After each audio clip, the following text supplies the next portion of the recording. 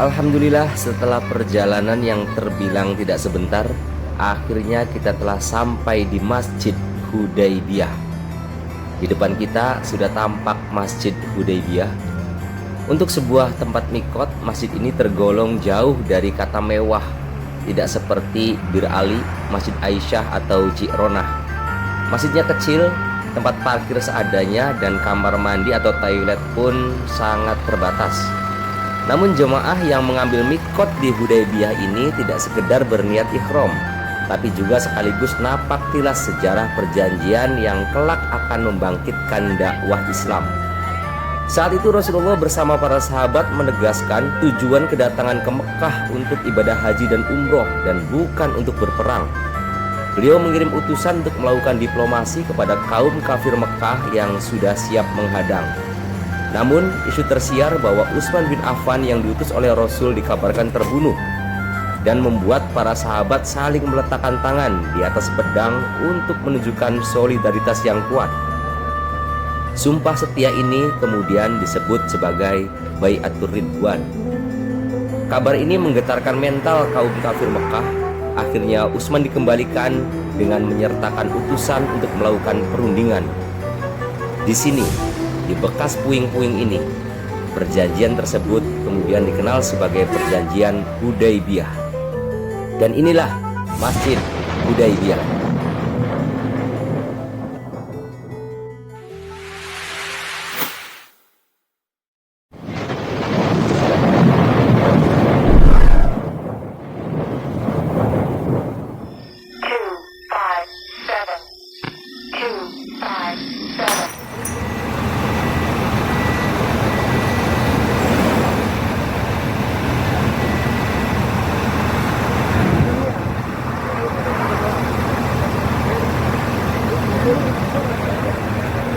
Masjid Hudaybiyah ini juga menjadi tempat mikot bagi jamaah yang ingin melakukan umroh. Tapi karena letaknya terlalu jauh dari Masjidil Haram sekitar 22 km, jadi mungkin tidak banyak orang yang melakukan mikot umroh itu di sini. Biasanya tempat mikot yang paling favorit itu di Tan'im atau di Ji'ronah yang tempatnya agak dekat. Masjidnya kecil dan ini tidak begitu ramai. Di sekitarnya hanya sebuah perumahan sedikit saja, tapi selebihnya ya padang pasir dan gurun. Ada banyak disediakan jajahan, toko-toko, souvenir-souvenir. Nah, ini menjadi favorit ibu-ibu dalam berbelanja.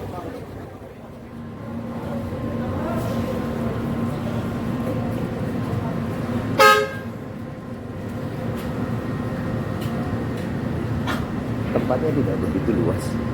Masjid ini kecil, tapi karena memang tidak banyak jamaah yang mengambil mikot dari sini, sehingga cukup untuk melakukan salat sunah ihram. Nyaman juga untuk diakhiri masjid, dan ini karena waktunya masih pagi juga sekaligus duha di sini. Bapak-bapak semua yang dinapak tilas oleh Nabi, yang pernah dilakukan oleh Nabi, kita lakukan di sini, mencari keberkahan dari Rasulullah SAW.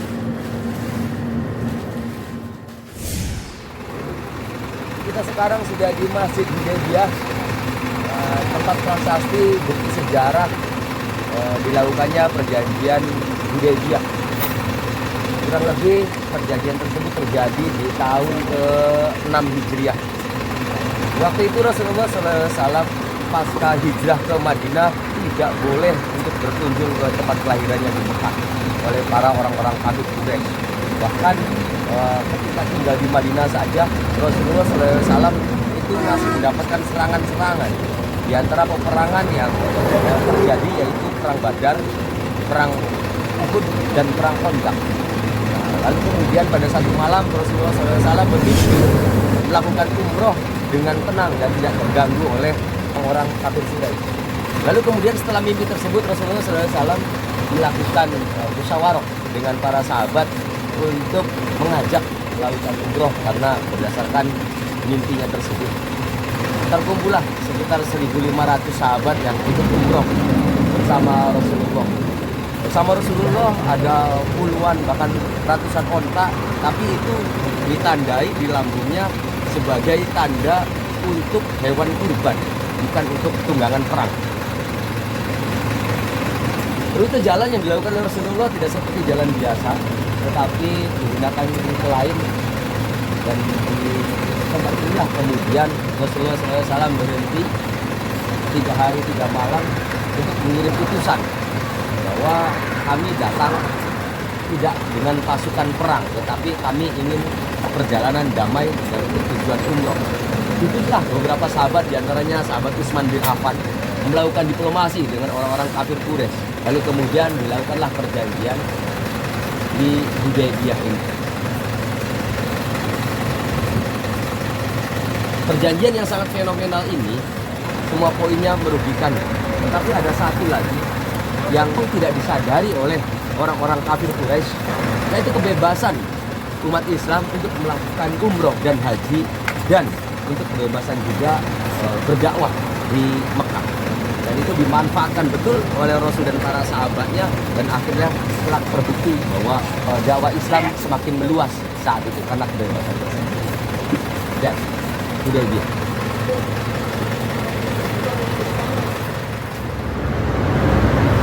Masjid Hudaybiyah ini juga dinamakan Masjid Sumesi karena nama wilayahnya yang dulu namanya Hudaybiyah, wilayah sekarang dinamakan Sumesi. Jadi maka masjidnya juga Masjid Sumesi. Tempatnya kurang terawat, begitu juga dengan tempat wudhunya yang sangat kotor ya. Tapi juga nggak apa-apa. Jadi tempat mikot bagi jamaah umroh. Cara keutamaan ini lebih utama tanhim, lalu kemudian Ji'rona, lalu kemudian yang ketiga urutannya air wudhunya ngicir sekali. Saya membayangkan ketika di Indonesia tempat bersejarah seperti ini akan mendapatkan pembangunan yang wah dan pemeliharaan yang istimewa dari pemerintah, dan pasti akan banyak pengunjung. Tapi di Saudi ini tempat-tempat bersejarah seperti ini diabaikan begitu saja. Ya.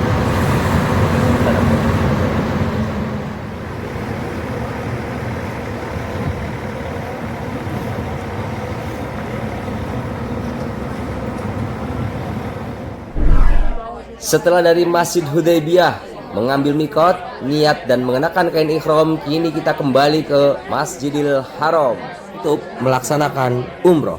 Jamaah semuanya dalam keadaan sehat dan semangat. Semoga juga yang menonton video ini diberikan kesehatan dan kesempatan untuk melaksanakan ibadah umroh.